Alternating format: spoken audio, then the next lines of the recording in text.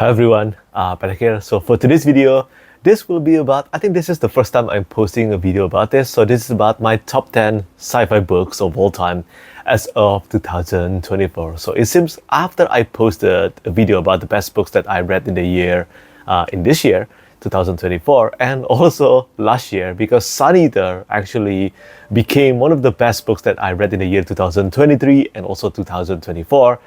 Many people have DM'd me asking me about what is my favorite sci-fi books of all time. I think, thinking about it, it's quite rare to see sci-fi books winning the best books of the year like 2 years in a row. So I think that's a fair direct message. So I think it's time to talk about them. I haven't even posted about my top 10 or 20 fantasy books of all time. But first, let's talk about my top 10 sci-fi books of all time. There is no rule to this list. This is my absolute top 10 books of all time. You will see some books in the same series. Well, only 2 series. And if you have been following my channel or my Goodreads reviews, you will know these 2 series for sci-fi books. But anyway, let's begin from number 10. At the number 10 spot, we have The Martian by Andy Weir.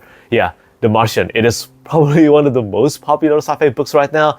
But when I first started reading The Martian, I had a lot of apprehension because I really enjoyed watching the movie adaptation. Back then, I didn't even know that it was based on a novel, because back then, I haven't really started reading novels. But you know what? After thinking about it, many people, after studying Goodreads, many people told me that this is based on a novel. And even though it goes against my apprehension, because I always think that once I enjoyed a great movie adaptation, there is a chance that the book won't live up to it.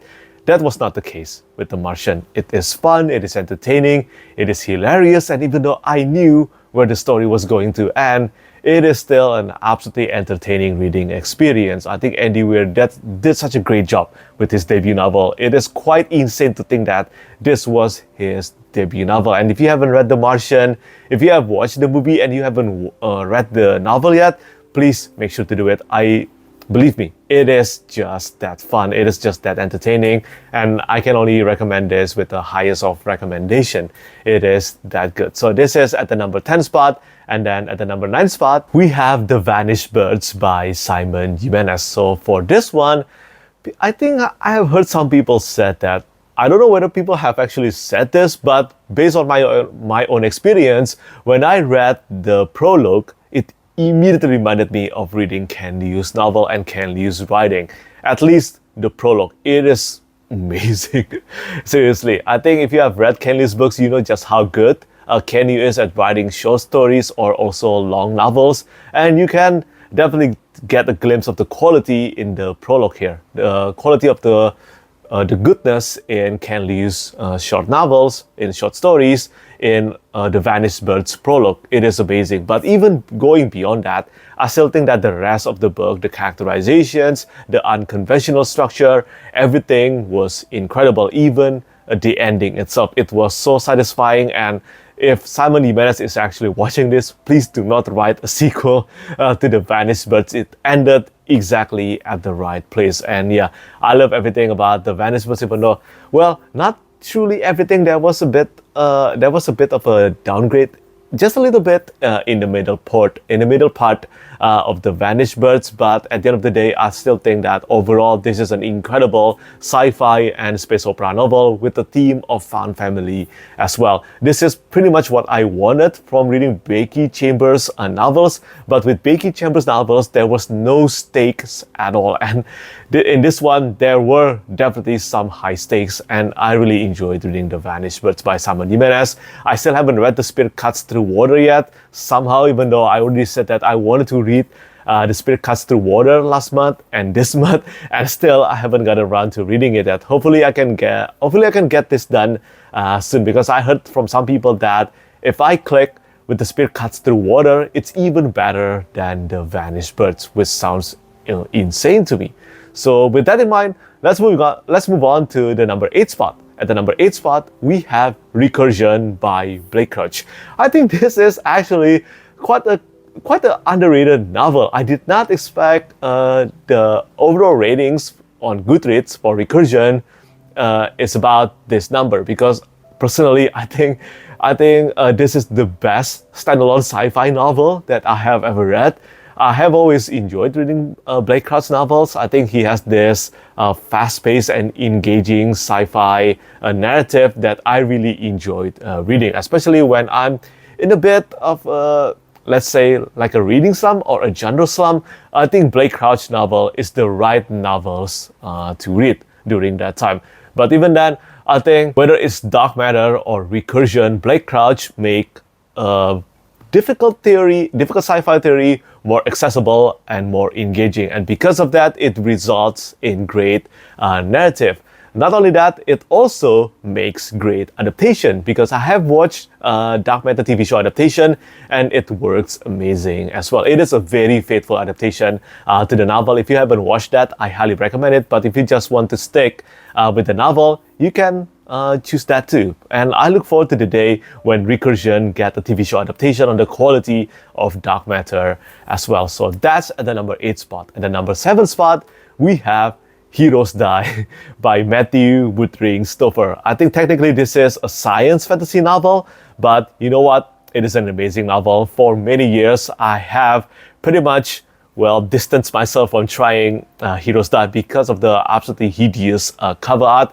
I mean, you cannot see this cover art and think that this is an absolutely incredible cover art. It doesn't even depict the book at all, in my opinion. I think that's at the very least what the cover art should try to capture, depict the book, a scene or maybe symbolism from the novel. But anyway, the novel itself is absolutely amazing. One of the most criminally underrated science fantasy novels of all time, in my opinion. This is the first book in the Acts of Cain series. The combat scenes and also the concepts. I think the concepts and also the premise in particular and also the world building is so far ahead of its time.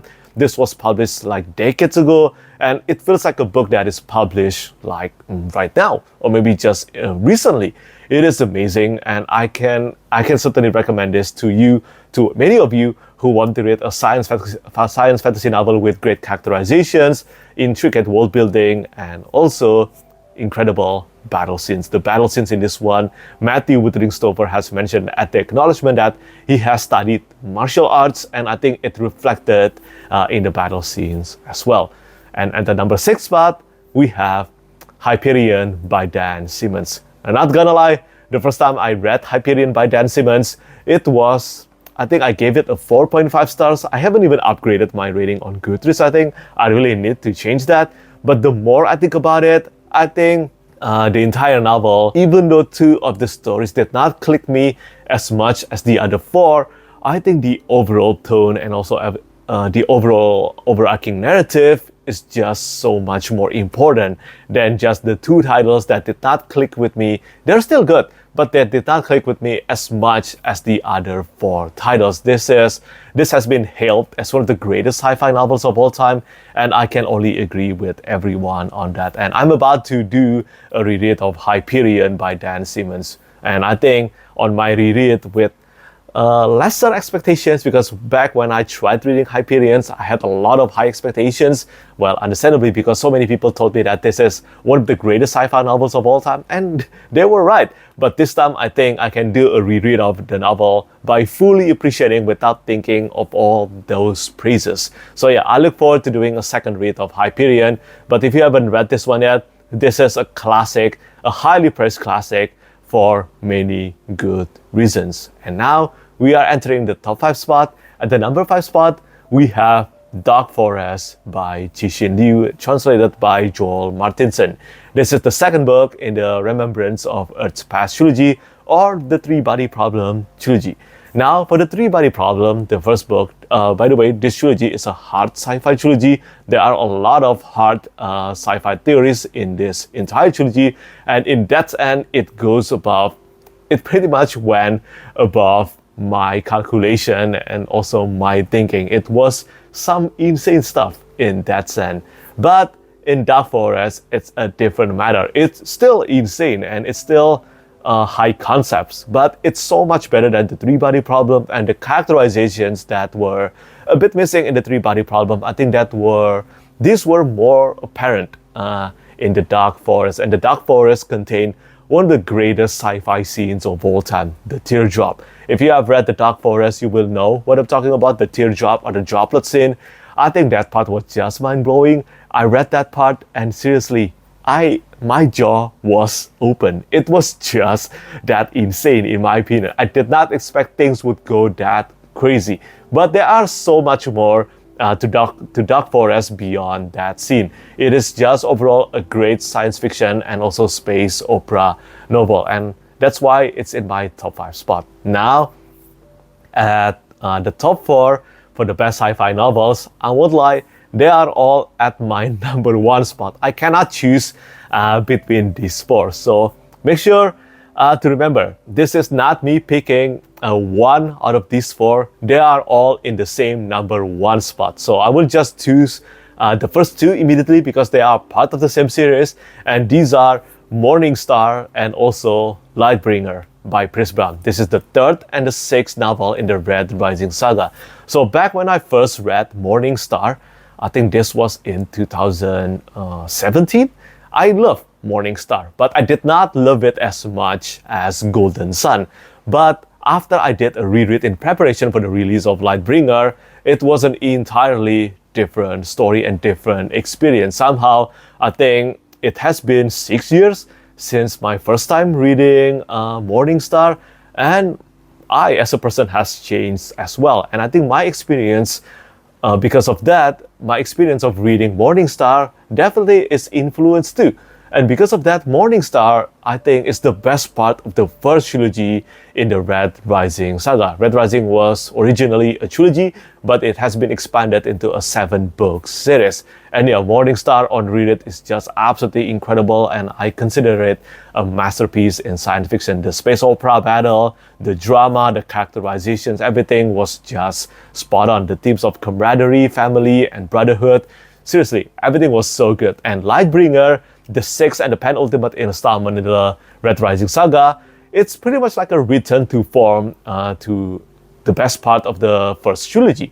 I think many people have said that Iron Gold or maybe even Dark Age have disappointed them, and originally when I first read Dark Age, I was disappointed with it too. I think it was just super dark and brutal, and at times it felt monotone because everything was just constantly dark all the time.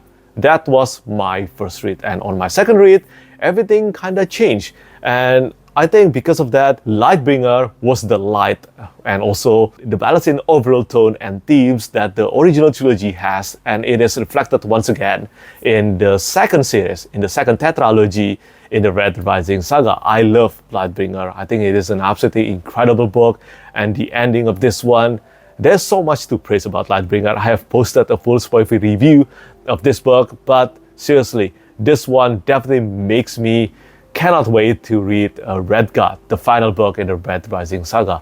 And then let's move on to the final 2 books in this list. And these 2, of course, you will know these are Sun Eater novels. So I'm going to choose Demon in White and also Kingdoms of Death, and as also the best science fiction novels I have ever read. They are technically science fantasy novels as well. So overall, Morning Star, Lightbringer, Demon in White, Kingdoms of Death. These 4 are the best science fiction novels I have ever read. And yeah, I know that many people chose Demon in White as their absolute favorites, and I agree with them. I mean, this is in my list as well. I think everything about it, the 5-part stories, and also, I don't know, I cannot say too much about it. I have posted, again, a full spoiler review of every book in the Sun Eater series. So if you want to know my full thoughts about them, you can check those out. So I will not repeat them too many times on my YouTube channel. But anyway, Demon in White was everything I wanted from a science fantasy novel, from an epic science fantasy novel. It contains darkness, it contains hope, it contains friendship, it contains love, and it's just the right balance. And I loved it. I think it is incredible, and there were some moments in Demon in White that truly makes me want to fist pump in the air. I think if you have read the book, you will know what I'm talking about, like the arena scene. That's all I will say. Seriously, I don't want to spoil people on the experience of reading Demon in White for the first time. And then there is Kingdoms of Death. Now, I know that Kingdoms of Death, I don't think this one is in a lot of people number 1's favorite when it comes to the Sun Eater series, but for me, it is definitely in the number one spot as well. The darkness and also the overall brutality of this one, and also the harshness of the world. I think what Hadrian has to face in Kingdoms of Death, not many authors is willing to put their protagonist through that kind of ordeal, and Hadrian, well, definitely has to face that because of Christopher Rocchio. Look, Christopher, what have you done? But seriously, that's what he did. And as I always say when I'm speaking about Kingdoms of Death, my book of the year for 2024, this book reminded me of reading Berserk for the first time. And I don't give that kind of comparison and praises highly, especially when it comes to the golden age of Berserk. But Kingdoms of Death definitely earned that. So yeah, I love this one very much, and these four are my absolute number one best sci-fi books of all time. I cannot choose between these four for now. And hopefully Shadows Upon Time and also Red God, the seventh, for both of them, the seventh and the final book in these two series will decide whether they will be the best books in the entire series. So yeah, we'll see about that in the year 2025 or maybe 2026. So that's my top 10 sci-fi books of all time as of 2024. As promised, I would try to post a top 10 or maybe top 20 fantasy books of all time according to me. But I don't know when I will post that. But for now, I will post my top 10 sci-fi books of all time first, because I can actually choose for this one, even though I cannot choose between the top four. But anyway, I just want to say thank you so much to all of you who keep on supporting me, supporting my reading, my reviews, and also my art direction, everything really. It means a lot. You have no idea how much it means to me. And I just want to say Merry Christmas to all of you, and if you're watching this in your holidays, I hope you have a great holiday. But anyway, do let me know what you think about my list and which one is your favorite sci-fi books of all time. As always, thank you so much for watching, and thank you for your support. Bye bye. Lastly, I want to say thank you so much once again to all my patrons who keep on supporting me.